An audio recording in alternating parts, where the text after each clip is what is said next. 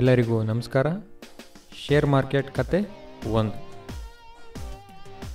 ರಾಮ ಮತ್ತು ಶ್ಯಾಮ ಇಬ್ಬರು ಗೆಳೆಯರು ಶೇರ್ ಮಾರ್ಕೆಟಲ್ಲಿ ಇನ್ವೆಸ್ಟ್ ಮಾಡಬೇಕು ಅಂತ ಯೋಚನೆ ಮಾಡ್ತಾರೆ.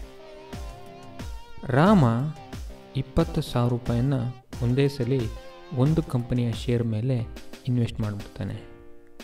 ಆದರೆ ಶ್ಯಾಮ ಹಾಗೆ ಮಾಡೋದಿಲ್ಲ. ಅವನು ಪ್ರತಿ ತಿಂಗಳು 2,000 ಇನ್ವೆಸ್ಟ್ ಮಾಡ್ತಾ ಬರ್ತಾನೆ. ಅದು ಒಂದೇ ಕಂಪ್ನಿ ಮೇಲೆ ಅಲ್ಲ. ಅವನು ಒಂದು 4-5 ಒಳ್ಳೆ ಕಂಪ್ನಿಗಳನ್ನು ಆಯ್ಕೆ ಮಾಡಿರ್ತಾನೆ. ಅದರ ಬಗ್ಗೆ ರಿಸರ್ಚ್ ಮಾಡಿರ್ತಾನೆ. ಅದ್ರ ಮೇಲೆ ಇನ್ವೆಸ್ಟ್ ಮಾಡ್ತಾ ಬರ್ತಾನೆ. ಪ್ರತಿ ತಿಂಗಳು 2,000 ಇನ್ವೆಸ್ಟ್ ಮಾಡ್ತಾ ಬರ್ತಾನೆ. ರಾಮ 20,000 ರೂಪಾಯಿನ ಒಂದು ಕಂಪನಿಯ ಶೇರ್ ಮೇಲೆ ಹಾಕಿರ್ತಾನೆ. ಅದು ಆ ಶೇರ್ ಪ್ರೈಸು ಹೈಯೆಸ್ಟ್ ಪ್ರೈಸಲ್ಲಿ ಇರುತ್ತೆ, ಪೀಕಲ್ಲಿ ಇರುತ್ತೆ. ಆದರೆ ಕ್ರಮೇಣ ಅದರ ಬೆಲೆ ಕಡಿಮೆ ಆಗ್ತಾ ಬರುತ್ತೆ.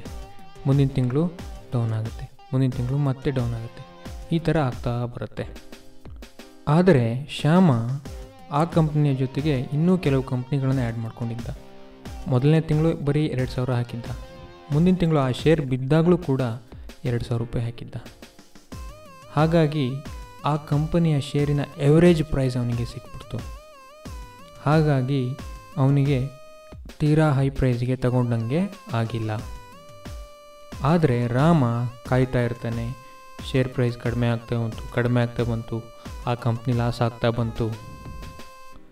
ನಂತರ ಅವನು 20,000 ರೂಪಾಯಿ ಹಾಕಿದ್ದು 2,000 ರೂಪಾಯಿಗೆ ಬಂದು ನಿಂತುಕೊಂತು. ಆದರೆ ಶ್ಯಾಮನಿಂದು ಏನಾಯಿತು ಅಂದರೆ ಅವನು 4-5 ಕಂಪ್ನಿಗಳನ್ನು ಆಯ್ಕೆ ಮಾಡಿ ಇನ್ವೆಸ್ಟ್ ಮಾಡಿದ್ದ. 2,000 ರೂಪಾಯಿ ಹಾಕ್ತಾ ಬಂದಿದ್ದ.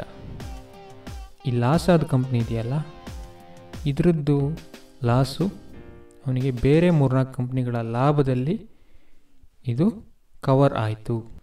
ಹಾಗಾಗಿ 3 ವರ್ಷಗಳ ನಂತರ ಶ್ಯಾಮನಲ್ಲಿ ಅವನು ಹಾಕಿದ ದುಡ್ಡಿನ ಡಬ್ಬಲ್ ಅಷ್ಟು ರಿಟರ್ನ್ಸು ಸಿಕ್ತು.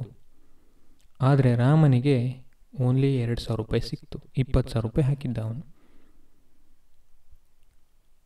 ಈ ಕತೆ ನಿಮಗೆ 2-3 ವಿಷಯಗಳನ್ನು ತಿಳಿಸಿಕೊಡುತ್ತೆ.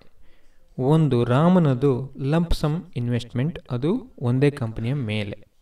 ಆದರೆ ಶ್ಯಾಮನದು ಸಿಸ್ಟಮ್ಯಾಟಿಕ್ ಇನ್ವೆಸ್ಟ್ಮೆಂಟ್ ಪ್ಲ್ಯಾನ್ ಹಾಗೂ ಡೈವರ್ಸಿಫೈಡ್ ಇನ್ವೆಸ್ಟ್ಮೆಂಟ್. ಅಂದರೆ ಒಂದೇ ಕಂಪ್ನಿಯ ಮೇಲೆ ಅವನು ಇನ್ವೆಸ್ಟ್ ಮಾಡಲಿಲ್ಲ, 2-3 ಕಂಪ್ನಿಗಳನ್ನು ಆಯ್ಕೆ ಮಾಡಿ ಅದರ ಮೇಲೆ ಇನ್ವೆಸ್ಟ್ ಮಾಡ್ದ. ಹಾಗಾಗಿ ಶ್ಯಾಮನಿಗೆ ಶೇರ್ ಮಾರ್ಕೆಟಲ್ಲಿ ವಿನ್ ಆಗೋದಕ್ಕೆ ಸಾಧ್ಯವಾಯಿತು. ಆದರೆ ರಾಮನಿಗೆ ಆಗಲಿಲ್ಲ. ರಾಮ ಒಂದೇ ಕಂಪ್ನಿಯ ಮೇಲೆ ಹಾಕಿದ್ದ, ಅದು ಆ ಕಂಪ್ನಿ ಲಾಸ್ ಆಯಿತು. ಹಾಗಾಗಿ ಅವನಿಗೆ ಶೇರಲ್ಲೂ ಕೂಡ ಲಾಸ್ ಆಯಿತು. ಆದರೆ ಶ್ಯಾಮ 4-5 ಕಂಪ್ನಿಗಳ ಮೇಲೆ ಇನ್ವೆಸ್ಟ್ ಮಾಡಿದ್ದ ಮತ್ತು ಸಿಸ್ಟಮ್ಯಾಟಿಕ್ ಇನ್ವೆಸ್ಟ್ಮೆಂಟ್ ಪ್ಲ್ಯಾನ್ ಮಾಡ್ಕೊಂಡಿದ್ದ. ಅಂದರೆ ತಿಂಗಳ ಇಂತಿಷ್ಟು ಅಮೌಂಟನ್ನು ಹಾಕ್ತಾ ಬಂದಿದ್ದ. ಅವನಿಗೆ ಎವರೇಜ್ ಪ್ರೈಸ್ ಸಿಗ್ತಾ ಹೋಯಿತು. ಹಾಗಾಗಿ ಅವನಿಗೆ ಶೇರ್ ಮಾರ್ಕೆಟಲ್ಲಿ ವಿನ್ ಆಗೋದಕ್ಕೆ ಸಾಧ್ಯವಾಯಿತು.